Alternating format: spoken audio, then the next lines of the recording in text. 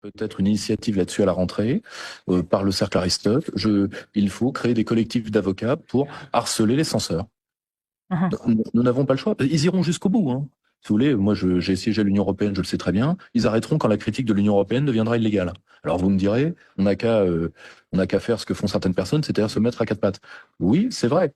Mais je vous le dis tout de suite, ce n'est pas parce que vous serez au sol qu'ils ne vous marcheront pas dessus. Je les connais suffisamment pour le savoir. Mhm. Donc, si vous voulez, parfois, vous savez, Julien Freund, le grand philosophe gaulliste, en tout cas, dans la meilleure partie de son œuvre, il l'était, avait une phrase, il disait, la guerre, faut pas être deux, il suffit qu'il y en ait un qui la veuille. Là, nous devons faire comprendre, et entre autres à vos auditeurs, mais également à tous les Français, qu'il y a des gens qui leur veulent objectivement du mal. Mhm. Et le pire, c'est qu'ils leur veulent du mal de la pire des manières, c'est-à-dire qu'ils leur veulent du mal comme incidente. Ouais. C'est pas personnel. C'est que dans le monde tel qu'une partie des oligarques le veut, ni vous, ni moi, ni une partie de nos auditeurs n'a sa place. Point, c'est tout. Si Mhm. vous voulez, grosso modo, ils veulent pas nous éliminer comme on élimine l'ennemi dans une tradition politique antagoniste. Pas du tout.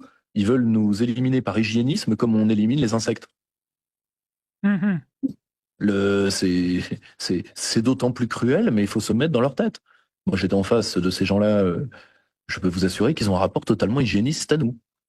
C'est-à-dire, voilà, derrière les accusations de haine, de racisme, de machin, de ce que vous voulez. En réalité, c'est une guerre anthropologique. Eux en sont parfaitement conscients. Et d'ailleurs, l'assument complètement.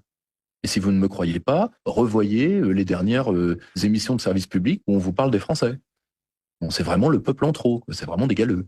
Voilà. C'est c'est malheureux, mais nous sommes Oui, en c'est face de... malheureux, oui. Mais non, mais c'est ignoble vu la grandeur de notre peuple. Le problème n'est pas là. Le problème, c'est que c'est d'autant plus malheureux qu'ils en sont parfaitement conscients. Vous ne les raisonnerez pas. Mhm. Ce n'est pas un accident. Il y a des gens que j'aime bien, comme Alexandre Devecchio ou d'autres, qui disent la réconciliation est possible. Quelle réconciliation? Moi, je suis né en 86. Pour ma génération, ils nous ont tout pris. Qu'est-ce que vous voulez qu'on se réconcilie? Vous voyez ce que je veux dire? Oui, oui, Bon, on moi voit. j'ai trois enfants. Vous voyez l'avenir que vous en avez aussi, si mes souvenirs sont bons. Deux. Vous en avez deux. Vous voyez l'avenir pour nos enfants et vous voulez, un, qu'on les pardonne et deux, qu'on se réconcilie, puis qu'encore. Donc, 100 balles et un mars. Non, non, si vous voulez, c'est dramatique, mais il faut l'avoir en tête. Sur ce dossier-là, comme sur d'autres, Mhm. d'ailleurs, tout simplement, et la censure numérique est faite pour ça. Alors évidemment, on trouve la bonne excuse de l'ingérence russe, puisque comme chacun sait, dès qu'il y a un problème quelque part, c'est la faute à Poutine. Bon, très bien. Le problème, c'est que c'est absolument pas ça le souci.